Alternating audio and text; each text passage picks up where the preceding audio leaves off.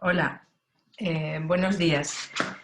Bueno, me alegro mucho de poder compartir este rato, aunque sea muy temprano, y que esta invisibilidad que tenéis, que espero que estéis ahí, no dificulten el que podamos tener un diálogo, aunque sea en la distancia. Me presento en primer lugar, soy Rosa Gómez Torralbo, llevo trabajando en la Junta de Andalucía más de 30 años y prácticamente toda mi vida laboral la he estado vinculada a las políticas de igualdad. Empecé en el Instituto Andaluz de la Mujer cuando se creó, después he estado como responsable técnica en unidades de igualdad de género, en la Consejería de Justicia Interior en concreto. Incluso he estado en el Consejo Andaluz de Participación de las Mujeres en representación de una organización de mujeres. Ahora estoy en la Delegación de Salud en Málaga, por cierto, saludo desde Málaga, en un día donde parece que el sol apunta, o sea que nos va a regalar con su energía. Y estoy colaborando en un grupo que el IAP ha promovido hace algunos años de evaluación de políticas públicas y en concreto en el grupo de género que hemos creado en ese contexto. Y aprovecho para agradecer a mis compañeras del grupo, a Susana, a las dos María José, a Emilia, por el feedback que me han dado en todo momento y por sus contribuciones a esta aportación que queremos hacer y que de alguna manera es producto del trabajo común, ¿no? Bueno, pues voy a compartir pantalla porque he preparado una presentación. Vamos a ver, aquí.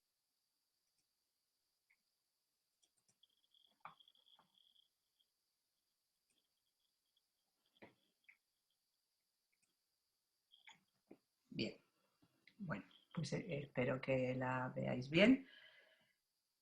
Vamos a ver, primero quería, bueno, cuando Carmen Seis Dedos me propuso que empezáramos el día pensando en género y políticas públicas, y aprovecho también para mandarle un saludo y agradecimiento, digo, bueno, en media hora, ¿qué podemos hacer? Porque es un tema muy amplio y a estas horas tan tempranas para estos pensamientos tan sesudos, digo, bueno, ¿cuáles serían los propósitos?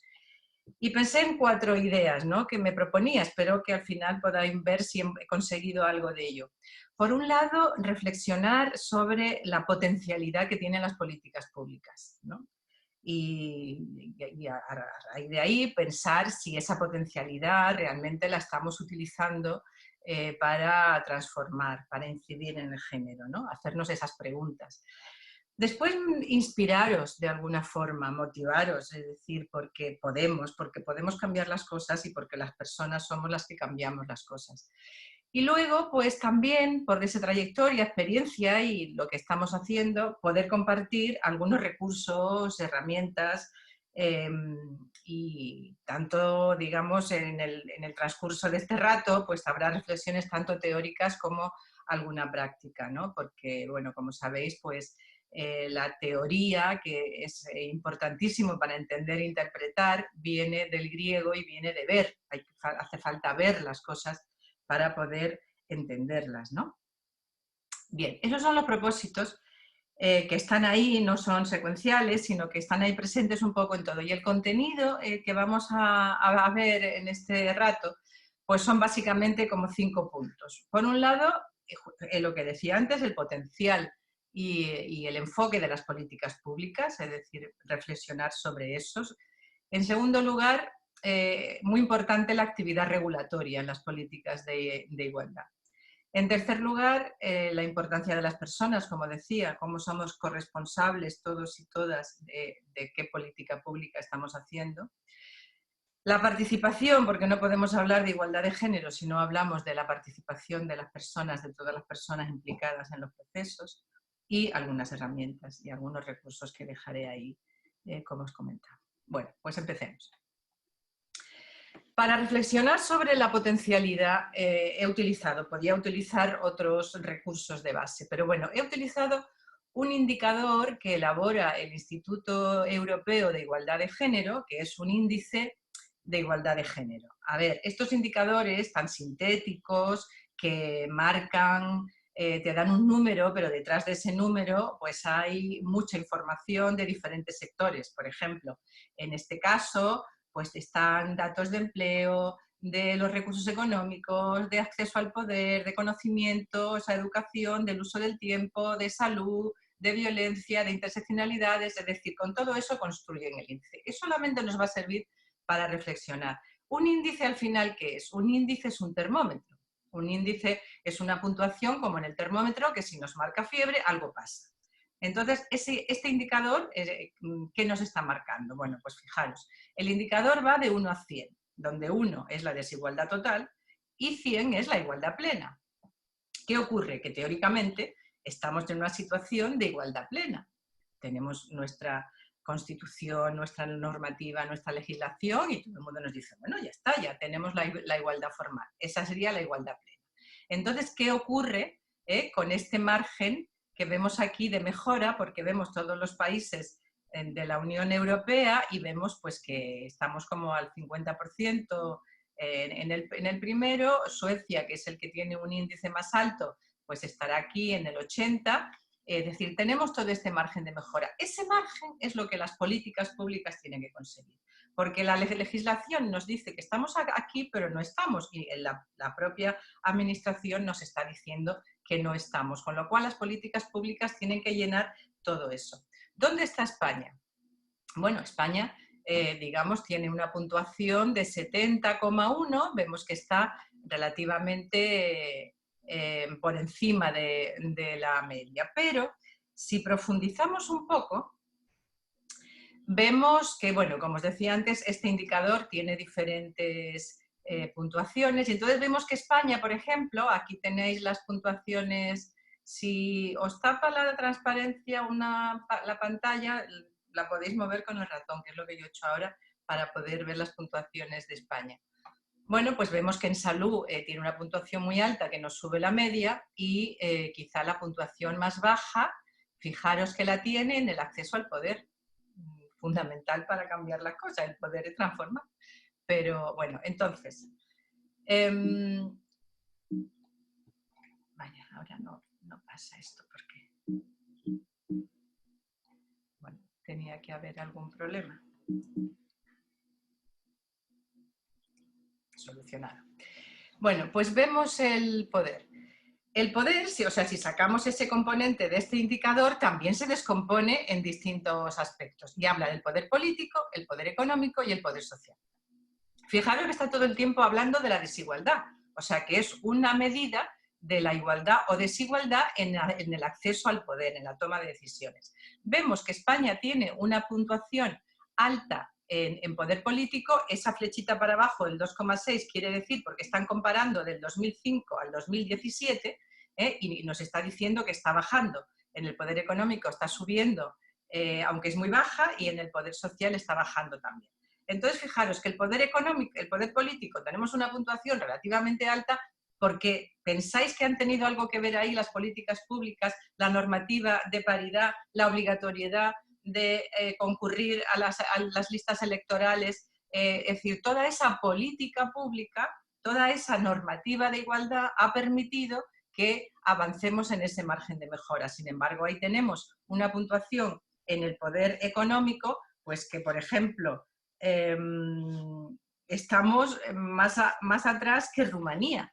Es decir, que Rumanía, que está por aquí atrás, es decir, que tiene un índice total, por aquí, fijaros, es de las que tiene un índice total más bajo, pero sin embargo, en poder económico, Rumanía tiene 59,9 y en poder social 66,8. O sea que realmente tenemos que ver dónde ese termómetro que nos marca fiebre, que nos marca que tenemos esa crisis, pues que tenemos que ver de dónde proviene. Y proviene pues de nuestra posibilidad, de nuestra capacidad, de nuestra posibilidad actualmente de acceder a ese poder económico o poder social.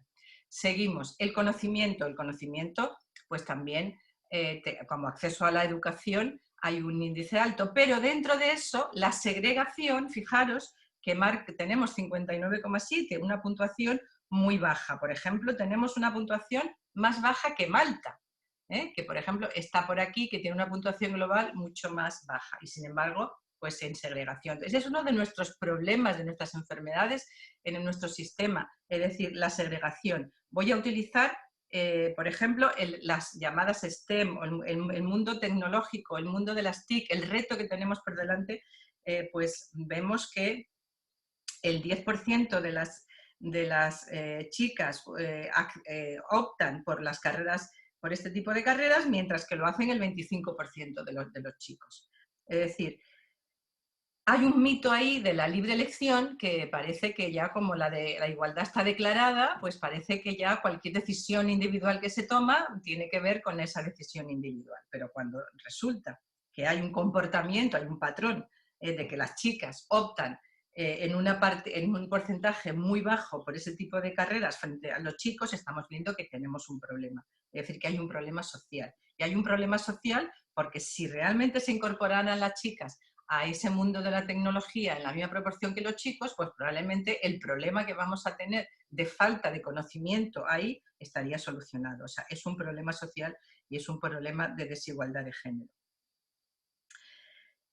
Podemos ir a otro de los componentes, el trabajo, por ejemplo, que en cuanto al acceso en general, a lo mejor no tenemos una puntuación muy baja, pero en la segregación también. Esta es una consecuencia de lo anterior. Si tenemos una segregación en el acceso al conocimiento, pues luego también tenemos una segregación en el trabajo.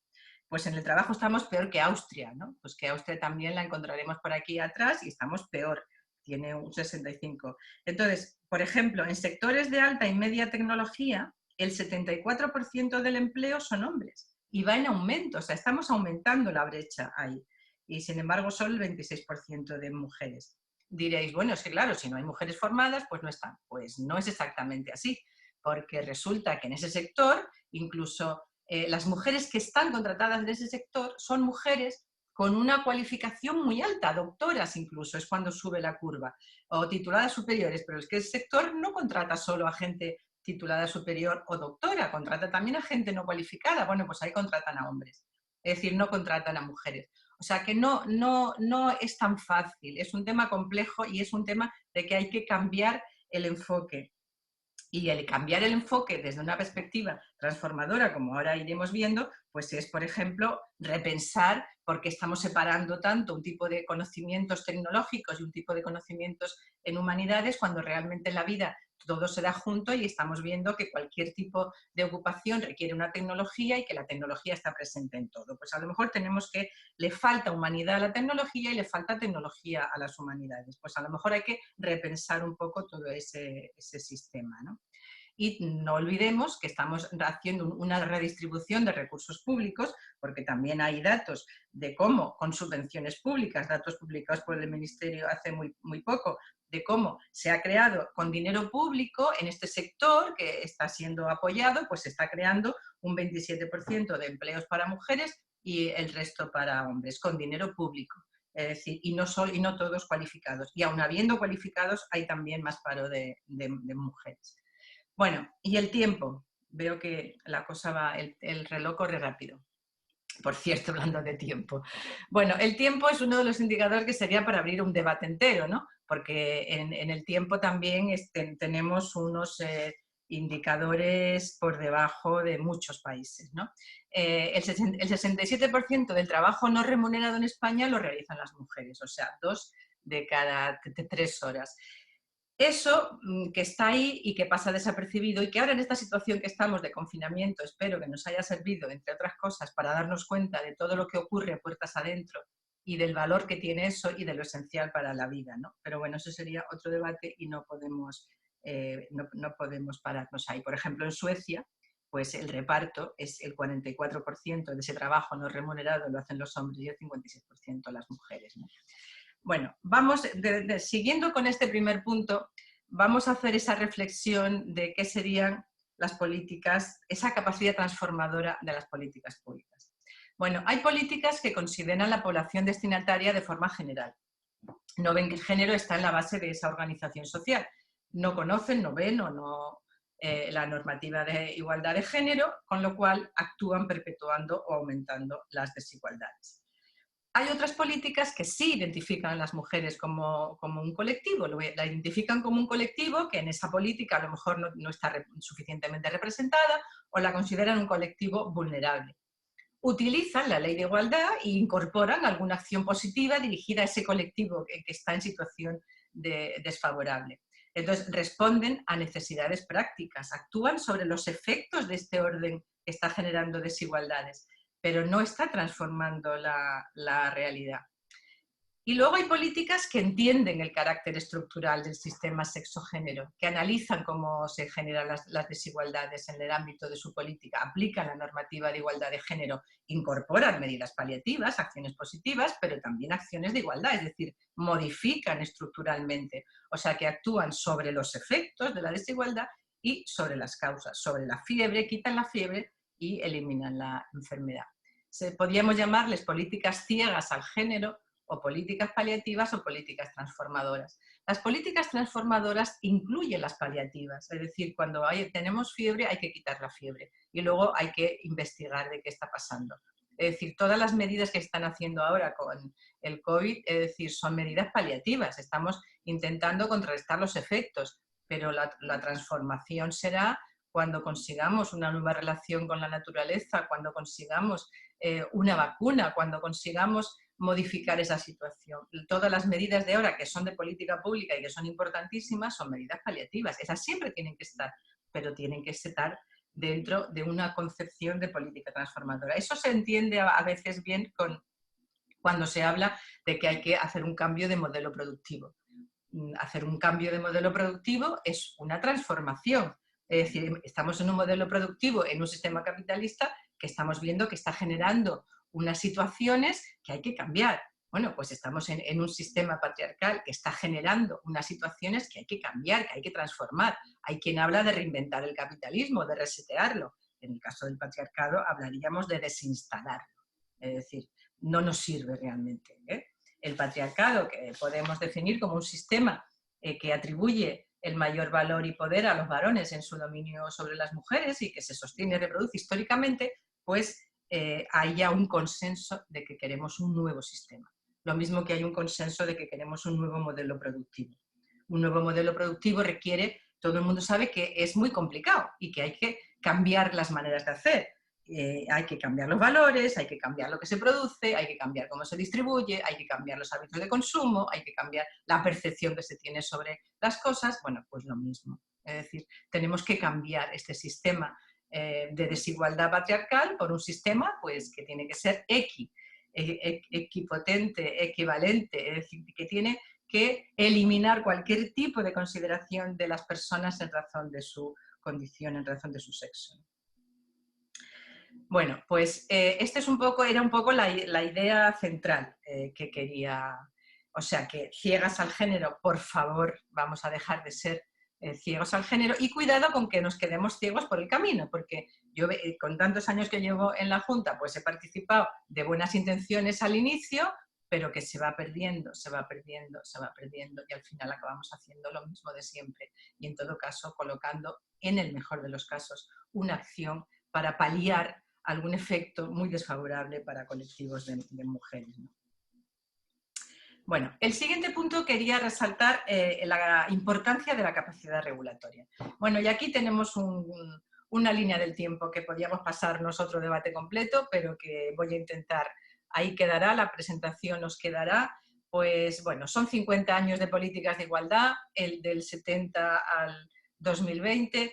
Yo quería marcar una idea, ¿no? Que bueno, aquí veis que al inicio, en la década de los 70, hay una actividad importante de Naciones Unidas, se declara el año de la década de la mujer, la primera conferencia en México internacional y la CEDAW, ¿no? La Convención para la Eliminación de todas las formas de discriminación sobre la mujer. Eso es muy importante. Nosotros tenemos la Constitución en el 78 y cuando se crean los organismos de igualdad, en Andalucía en el 89, tenemos nuestra Constitución y la CEDAW. Nada más, y con eso se empezaron a hacer muchas políticas de igualdad, con mucha vocación de transversalidad. Entramos en la Unión Europea, tenemos recursos económicos, tenemos planes, tenemos directivas, y con eso estamos trabajando, pero como normativa solo tenemos eso. Tenemos luego el hito de la conferencia, de la cuarta conferencia, las dos anteriores son en Suecia y en Nairobi, no las he puesto para no recargar, pero el hito ese es muy importante y todavía estamos ahí. Es decir, luego fijaros que ya en este siglo, en el 2000, a partir de ahí se ha empezado a legislar bastante. Se ha empezado a legislar bastante. Aquí tenemos el año 2007, que veis que es toda una torre de igualdad, es decir, empieza con la ley orgánica en marzo de igualdad, porque es un derecho fundamental y tenía que ser una regulación primero estatal, que transpone muchas directivas comunitarias. Luego tenemos la ley orgánica, el Estatuto de Andalucía, que incorpora muchos aspectos, incorpora, por ejemplo, en el Estatuto de Andalucía la obligatoriedad de reflexionar y del impacto de género de toda la normativa. Tenemos nuestra ley de igualdad, la ley contra la violencia de género, es decir, y bueno, a partir de ahí tenemos un convenio de Estambul que todavía no hemos sido capaces, totalmente estamos ya fuera de plazo de incorporar, tenemos un pacto de Estado que tampoco estamos siendo capaces de llevar a la realidad, y una modificación en el 2018 de las leyes de igualdad. La reflexión es la siguiente. Cuando empezamos, es decir, en toda esa década de 80-90, estábamos haciendo muchas políticas públicas y apenas teníamos regulación, era la CEDAW y nuestra Constitución, el artículo 9.2 de nuestra Constitución, que es nuestro gran aliado de remover los obstáculos para que la igualdad sea real y efectiva, y ahora tenemos mucha regulación que en la mayor parte no se está cumpliendo. Y abajo veis la sociedad, que es realmente a quien nos debemos y por quien estamos ahí y quien nos dice que hagamos todo eso, y vemos que hay una crisis. O sea, aquí veis que desde el año 2014, tenemos una crisis, lo mismo que hay una crisis del sistema capitalista, hay una crisis total de este sistema. Y eso se ha manifestado pues, con el tren de la libertad en 2014, las movilizaciones contra la violencia en 2015, en España, en Polonia, en Argentina. Y luego, a partir del 2018, las grandes movilizaciones en torno al 8M, el Me Too. Es decir, aquí nos están diciendo que tenemos que hacer unas políticas públicas eficaces que cubran esa margen de mejora que hemos visto antes, desde la igualdad formal a la real, y que con toda esa legislación que tenemos no se está utilizando. Y tenemos una gran responsabilidad, porque los poderes públicos, su responsabilidad no acaba con hacer una ley, acaba con protegerla, con respetarla, con garantizarla y con hacer que se cumpla, como toda regulación y necesaria para cambiar. Bueno, la corresponsabilidad de las personas. O sea que como final de esta reflexión, creo que es importante que veamos que antes estábamos de alguna forma por delante de determinadas demandas y ahora estamos absolutamente por detrás de esa demanda social teniendo herramientas. Bueno, la corresponsabilidad de las personas. Es importante todas las decisiones que tomamos a todos los niveles. Los equipos técnicos, que a lo mejor, si estáis alguien conmigo, que espero que sí, pues estáis en equipos técnicos que estáis generando conocimiento en el ámbito de vuestra política. Estáis asesorando sobre la regulación de los derechos y obligaciones en el ámbito de vuestra política. Estáis aplicando herramientas. Me diréis, bueno, pero es que yo tengo que mi jefe o mi jefa, sí. Los equipos directivos tienen también responsabilidad, tienen que asignar esa función, tienen que organizar los recursos, tienen que asegurar que tenéis esa competencia técnica en el equipo, de que alguien sabe de igualdad de género, que hay que saber, es decir, es un ámbito competencial más tan complejo como cambiar el sistema productivo, más, porque hemos dicho desinstalarlo y no resetearlo.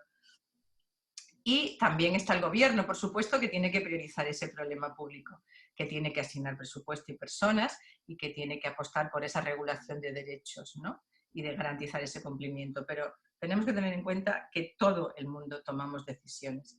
Tenemos que aprender a ver, aprender a escuchar, aprender a crear, aprender a aplicar, ¿no? Bien, la participación.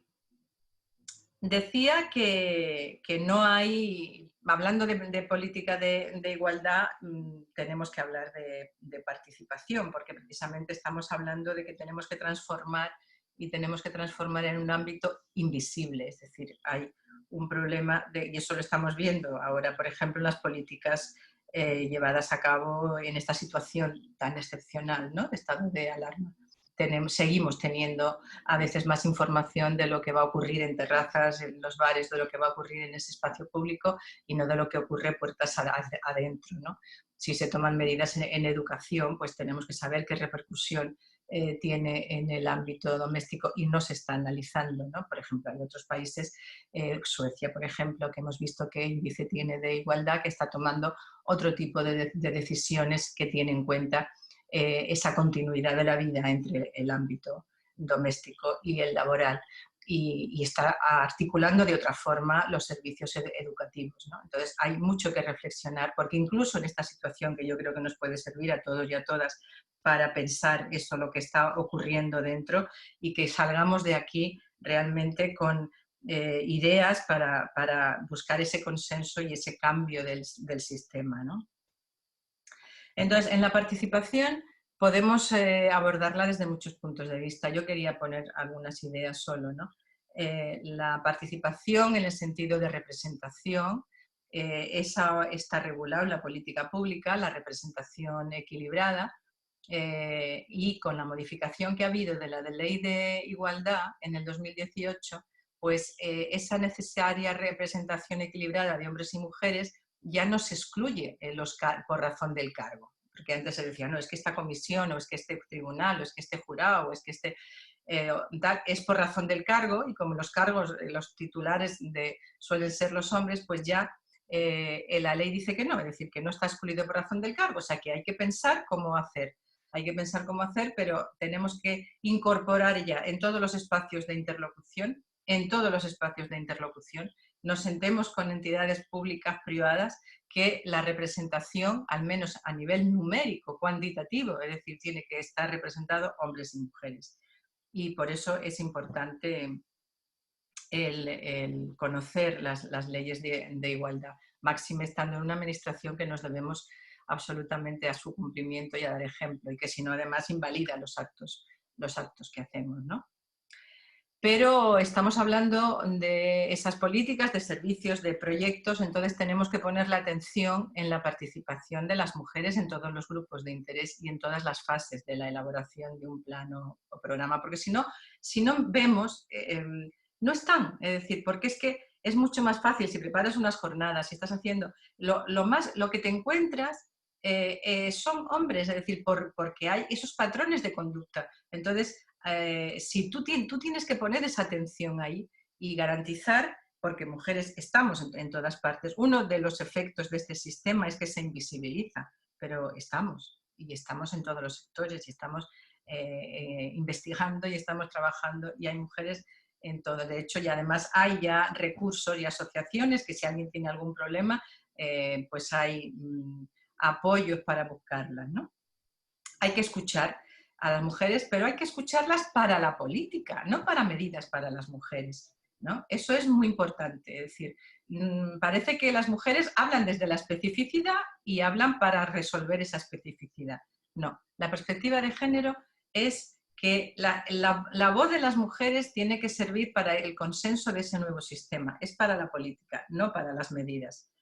Bien, vamos terminando.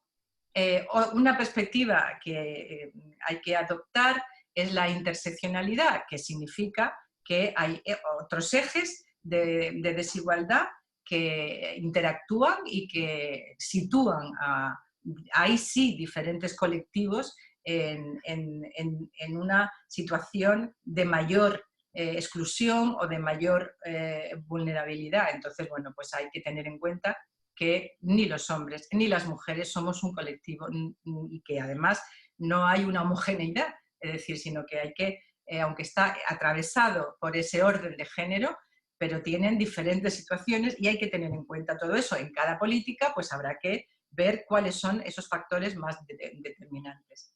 Y por último, y ya sí que voy terminando, quería decir, bueno, ¿qué herramientas podemos decir que son quizá las más potentes para poder transformar? Bueno, pues los indicadores de género y la valoración del impacto del género. Eran dos ideas que quería dejar sobre la mesa, ¿no?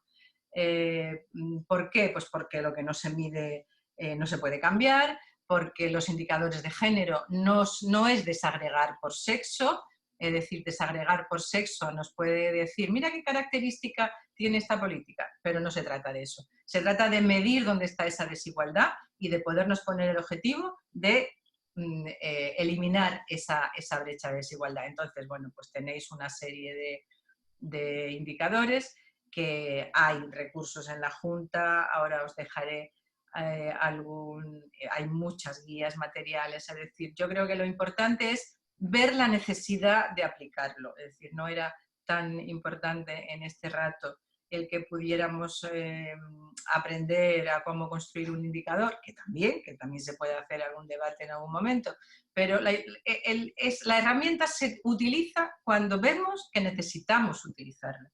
Entonces yo por eso lo más importante que veía era que nos demos cuenta de que este sistema está en crisis, este sistema de desigualdad nos está llevando a una crisis bastante insostenible, con consecuencias en muchos órdenes, como sabéis, bastante insostenible, y que necesitamos cambiarlo, y que para eso hace falta generar un consenso, escuchar mucho a las mujeres, porque es que no se tiene esa información.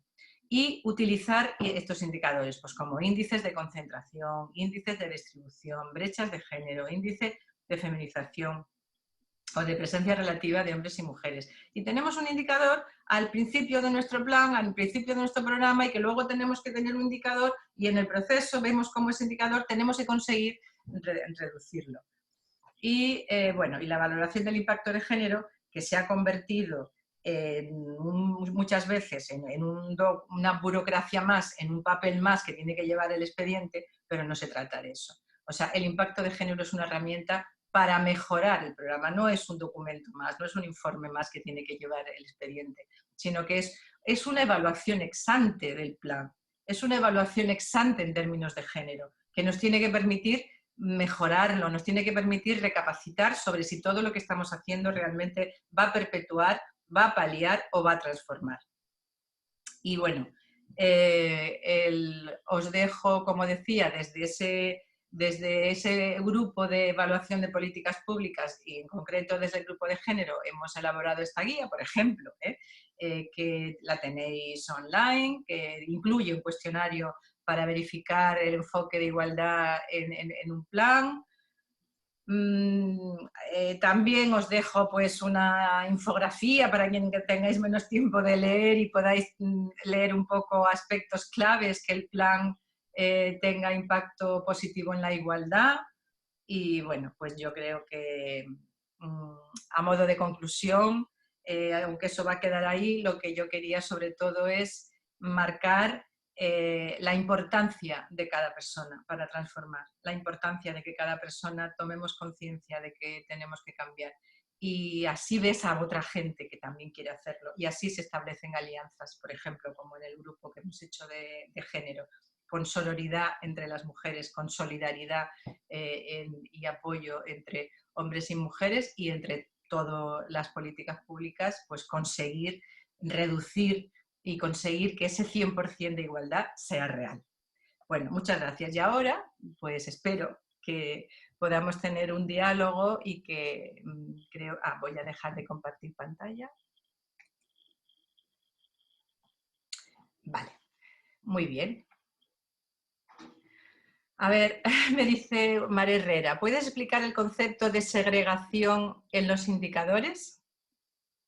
A ver, el concepto de segregación, por ejemplo, si utilizamos el índice, podemos utilizar el índice de concentración o de distribución. Cuando he puesto el ejemplo de que en las carreras técnicas, pues el 3% en las famosas STEM, el 3% de todas las mujeres que estudian optan por eso, y no, perdón, eso no era el 3%, era el 10%, y el 25% de los chicos optan por eso. Ese es un indicador que nos está hablando de una segregación. ¿Por qué? Porque por ser mujer tú estás optando por unos estudios de humanidades y los hombres, sin embargo, están optando. O sea, la variable que me explica qué tipo de alumnado hay ahí es una variable atravesada por el género. Esa es una segregación. Es decir, se segrega en la medida en que este orden nos sitúa a las mujeres en unos espacios, en unos tiempos, con unos valores teóricamente, y a los hombres en otros sitios. Entonces nos va segregando. en el acceso a la educación, en el empleo.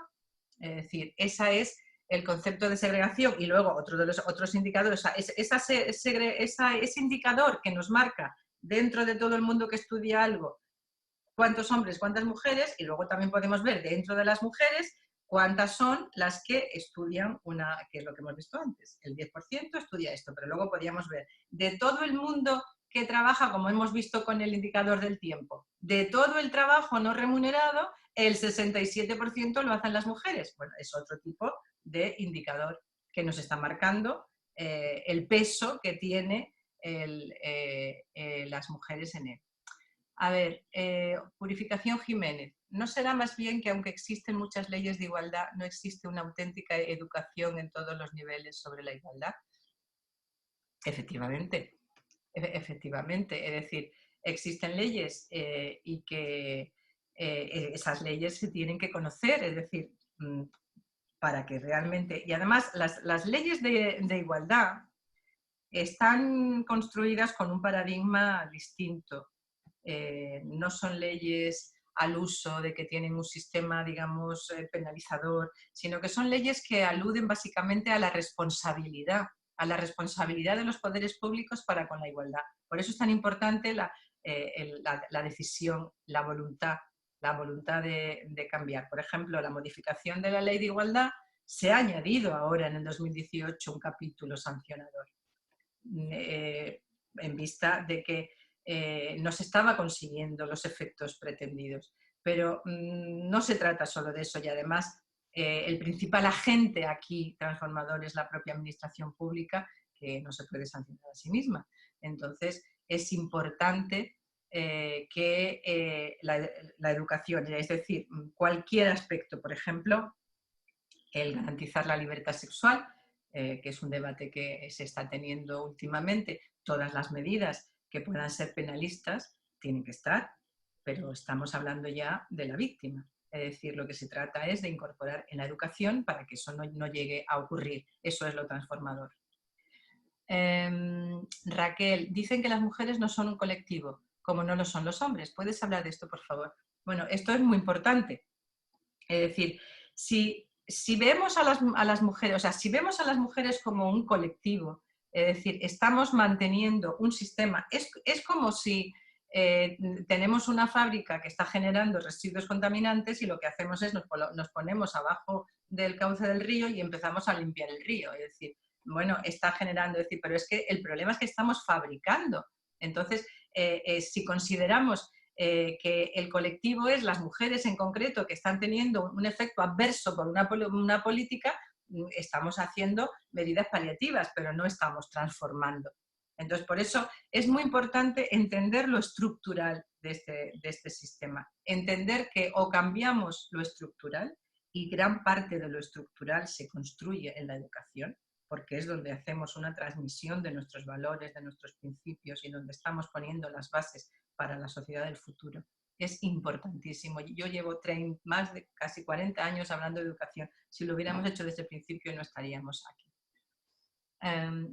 Y esa segregación en la opción de estudios, ¿es realmente una brecha o es el uso de su libertad, tal vez influida por factores psicobiológicos difícilmente cambiables? Bueno, yo sé que eso es una opinión que está ahí, es decir, y que incluso tiene esa denominación del mito de la libre elección.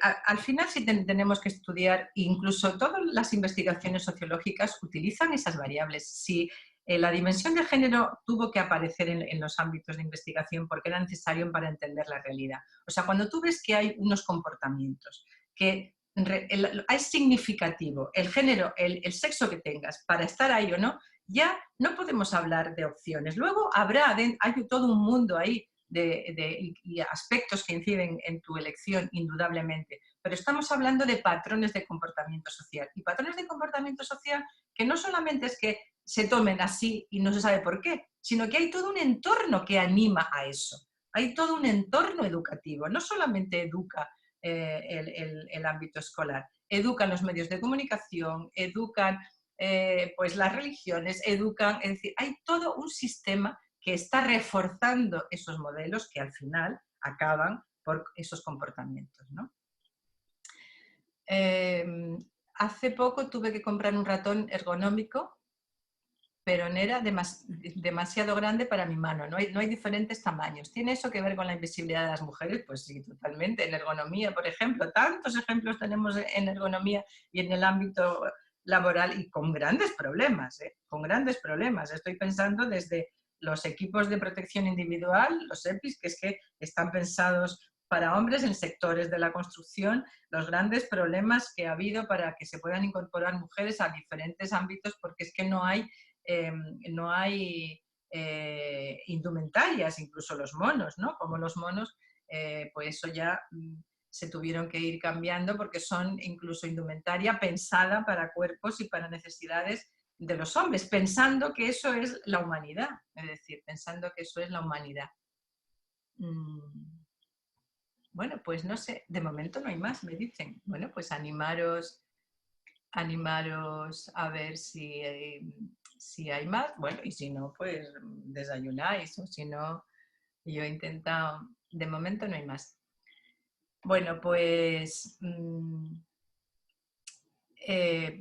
yo solo me queda volver a agradecer esta iniciativa. Espero que algunas ideas os ayuden a reflexionar. Mi intención ha sido sembrar esa duda, y sobre todo mi intención ha sido el que cada uno y cada una de vosotras, en vuestra mano está el ir cambiando esa administración. Ahora mismo hay cierta desafección de muchas mujeres, sobre todo, y muchas jóvenes, de luego es también lo que yo conozco más. Hay una cierta desafección porque no confían en que la administración seamos capaces de situarnos en sus necesidades. Eso está en nuestras manos cambiarlo, y lo tenemos que cambiar porque tenemos esa crisis y tenemos que dar esa respuesta porque nos debemos a la ciudadanía, y nos debemos a esa ciudadanía que ahora mismo está necesitando un cambio en las políticas públicas. Muchas gracias.